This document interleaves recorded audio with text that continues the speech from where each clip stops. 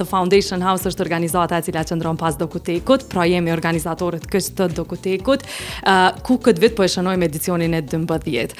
Dokuteku tash po bëhen, mund të më thonë, ndoshta 7 edicione që unë jam pjesë e Dokutekut, sepse ka pas raste kur ka qenë, do më thonë, koha e pandemisë, kemi mbajt edicione online të Dokutekut, pastaj vitin e kaluar kemi pas 4 edicione të Dokutekut brenda një viti, kështu që po bëhen disa edicione që vetë se na ka ra puna me Dokutek, është një përvojë e jashtëzakonshme sepse sjell në Kosovë folës emra shumë të njohur të fushës teknologjisë në një vend ku komuniteti i teknologjisë vetë se po rritet dita ditës, kemi të rinj të cilët janë tepër të pasionuar pas teknologjisë. Është goxha sfiduese sepse janë 2 ditë program, po janë 2 ditë me një program goxha të ngarkuar, ka aktivitete të shumta, përveç fjalimeve kyçe, është panajiri do it yourself ku jemi në kontakt me mbi 20 organizata dhe kompani të cilat vinë dhe i shfaqin punën ose produktet e tyre ose platformat të cilat i kanë realizuar, kështu që është një event, nuk mundem me e quajt veç konferencë, më shumë është shndruar edhe në festival, sepse përveç kësaj pjesës zyrtare ose përveç këtyre fjalimeve dhe pjesës ku vinë dhe munden me mësu ma shumë për teknologjinë, është edhe kjo pjesa fun, është pjesa e networking ku vinë dhe munden tepër për së afërmi me komuniku me këta mysafirë ndërkombëtar që na po i sjellim në Kosovë, sepse Dokuteku kur ka nis para 12 vite ka nis me idenë që tritë e Kosovës nuk po kanë viza, nuk po kanë mundësi për me udhëtu jashtë vendit, për me ndjek evente të një niveli të tillë, edhe çka kemi bërë na, këtë event e kemi sjellë në Kosovë, pra ua kemi servu.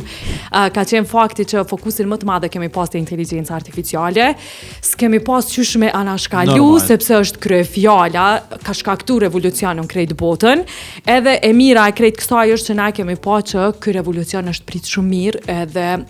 u përqafu edhe prej kosovarëve. Jo veç prej të rinjve, po prej krejt gjenerata. Aftash, secili e përdor në mënyrën e vet, secili e përdor për ato nevojat e veta. Dikush ndoshta nevoja më bazike me shkruajt një email ose me ndihmu me korrigju një tekst ose jot radios me përgatit një skript. Varësisht do të thonë prej profesioneve që prej profesioneve që ushtrojnë personat, po edhe ata të cilët janë vetëse profesionist fushës teknologjisë e kanë kap këtë revolucionin e inteligjencës artificiale, e kanë integruar në punën e tyre të përditshme. Gjithherë mundohemi që në programin e folësve me pas të paktën një folës i cili është një emër i njohur i diasporës që ka mbri në fushën e teknologjisë diku nëpër botë, Edi në këtë rast vjen prej Shteteve të Bashkuara të Amerikës edhe ka me tregu qysh e ka nis rrugtimin e tij si një i ri në Kosovë. Do me thonë edhe ku ka mbri sot me qenë një prej emrave më të dallum në një kompani që është Code Labs, do me thonë ka themelu një kompani të vetën. Përveç Edi Demaj do të kemi edhe folës të tjerë, është Christopher Petrillo i cili vjen prej kompanisë Wikimedia Foundation. Na e dim krejt në Kosovë kemi përdor platformën Wikipedia. Shpesh herë na është thonë që ndoshta nuk është burimi më i sigurt i informatave, po në anën tjetër është një platformë e cila është e pasuruar me krejtësisht prej njeriut. Kështu që Kristi ka me ardhë dhe ka me tregu qysh Wikimedia Foundation po mundohet këtë aspektin njerëzor të cilin e ka pas platforma sepse kanë qenë të dhëna që janë pasuru në vazhdimsi prej njerëzve, jo prej platformave të inteligjencës artificiale qysh po i marrim tash informatat, edhe ka me tregu pak për këtë aspektin që qysh ka ma sigurt në informat që e marrim prej një platforme të AI-t se sa ajo që është do me thonë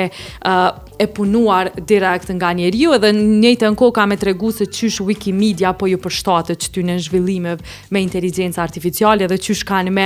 ngrit platforme në një nivel tjetër duke e përdor inteligjencën artificiale. E përmenda edhe më herët rëndësinë e sigurisë kibernetike, rëndësinë të drejtave të njeriut, të cilat çështjet etike, të cilat janë ngritje jashtëzakonisht shumë për diskutim me këtë zhvillim të havshëm të inteligjencës artificiale. Kështu që për këto aspekte pak më shumë do të na flas folësja Hanan Elmasu, e cila vjen nga Londra. Ndër të tjera ajo do të flas pak edhe për këtë komponentën e green ose green energy, energjia gjelbër ose tema të ngjashme, sepse e kemi pa që në shumë shtete është ngritur si shqetësim që ndoshta me një rritje të përdorimit të inteligjencës artificiale po shkaktohen ndotje më të mëdha në mjedis, kështu që do të flasim pak për gjitha këto aspekte. Derisa do të ketë edhe panele, do të ketë edhe masterclassa, të cilat do të jenë si aktivitete më shumë të fokusuara në rolin që AI po e ka në vendet e punës, njerëzve,